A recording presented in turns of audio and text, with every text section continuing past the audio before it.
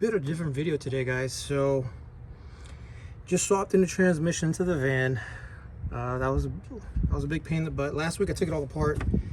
During the week I dropped down the transmission, popped in the new one, well, the used one. Got this at the junkyard about 2-3 weeks ago. I changed out all the seals. I went to a transmission place and changed out all the seals for the torque converter, the axles, and the oil pan. So I changed out all the seals for that to make sure nothing like that leaks, because that would be a big pain in the butt if that leaks. And then I dropped it in back in there, and that was a big pain in the butt. I used a engine jack, a little crane looking thing, to slide it in there and then lift it up and then slowly adjust it and fit it back in. I did that yesterday, Friday. It took me about an hour and a half to pop it back in and put some bolts on there just to hold it in place. But the reason I haven't really put everything back up like the subframe is because my rack and pinion was leaking. The Sienna vans are notoriously known for leaky rack and pinions. It's just the weight of the van will bust out those seals over time.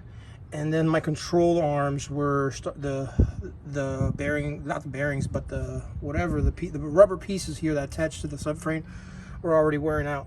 The only thing that sucked was that I could not drop this subframe because the rust on that other corner fused with this little metal thing that sticks out here.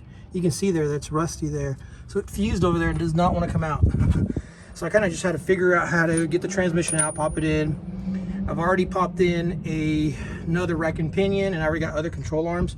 Funny thing is, I went to the junkyard where you pull your own parts, and this van had minor front end damage right here in this corner panel right here, and it ended up getting thrown in the junkyard because of that minor damage. And it had a sticker on there that said run and drive, so that lets you know that this engine and transmission were fine.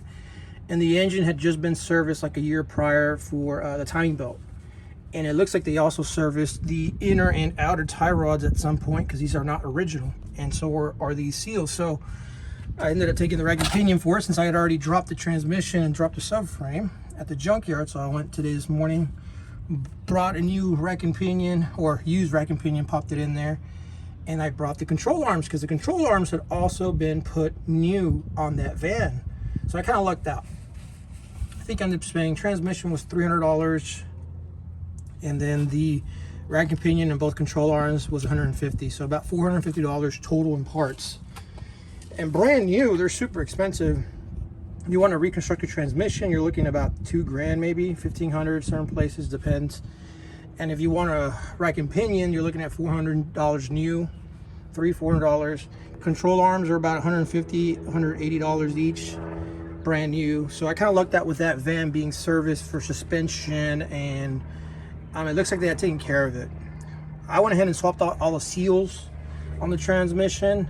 Like, I know it was running and driving, you know, the oil was in red. That's what also you have to check for, because if the oil is really dark and brown, that's really worn, but the transmission looks like it had been serviced and it was red. So let me know that they were changing the oil out, at least somewhat. And so I'm kind of crossing my fingers that it'll work. But of course, usually whenever I drop transmissions, I always check for the oil pan and make sure there's no metal in the oil pan and it's just regular wear. The oil is really important in transmission. You want it to be a red color. If it's brown, you're looking at a really used transmission that never serviced the oil intervals.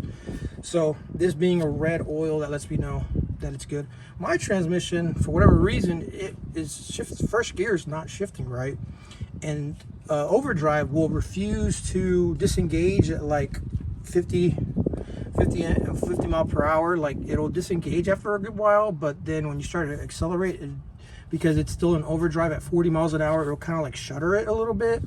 So it's weird. It acts up, so it needed to come out. So I went ahead and did that. I've already dropped in a bunch of stuff here. I can show you here though. Here's the other control arm that I got at the junkyard. You can see that this rubber grommet is in good shape, so I got lucky with that. And then I went ahead and took some of the timing components out of that particular van, because I'm going to need to do the timing on mine. And so all I'll need to do is buy the belt and maybe the water pump, but I don't have to buy the entire kit anymore, because that goes up in price. And then I brought some of the ball joints from the new control arms as well. Here's the jack. Here's a whole bunch of mess. Getting the passenger axle out because of that dumb bearing is such a pain in the butt. I don't know why Toyota did that, but it sucks to get it out. That I lost a lot of time just because of that. Here's the original transmission. The oil was red on it, but like I said, it just started to fail. Let's go ahead and go over here. So I picked up this Scorpion full-size standee, which is really, really cool. There's actually only one of 70 that was made. There's a sticker on the back that I can show you. I picked this up from a guy that worked for GameStop setting up some of the store settings. And whenever they did the change out, he ended up keeping this because they told him to throw it away. You can see down there where it's Scorpion 58 of 70 limited edition. And they made this for Mortal Kombat 9 like in 2010, 2011. I'm only aware of only 2 of these others being found or being in existence. Maybe there's more out there. And they were both in Canada, so this is the first find of one here in the States. It's a really, really cool find. Whew. Now I'm going to tell you about these dynamo cabs. These are HS5 dynamo cabinets. I bought these really good deal. Paid $500 for this one. I already did a tube swap on it. I got a Shark TV 25-inch that will fit in there. I already tube swapped it. It worked out good, but the only thing is the chassis flybacks is making like a crackling sound, and I can see sparks going, so I sent out to get it repaired. This one was working. When I got it originally, the color red was not showing. I ended up figuring out to trace where the issue was. It was at where the connector is, cold solder joint. Reflowed some sections of the chassis, and I got the color red, and it looked really, really good. But I also sent it to get recapped and, you know, set, you know, just I didn't want any more issues with that K7000 chassis. So I sent both of them to get restored at Sharp Image out there in Las Vegas. And then it came with a Tekken 3 kit. There's something wrong with the Tekken 3 though. It displays the graphics in a very smeared color. At first I thought it was the 2, but no, it ended up being just the Tekken 3. I think the video processing chip or something, there's something wrong with it. It needs to get serviced, but I'm not gonna really mess with that. I'm gonna convert this into a Street Fighter cabinet. Now this one was MVS, and I took off the original decals and revealed this really nice original decal kit for from Capcom back in the day.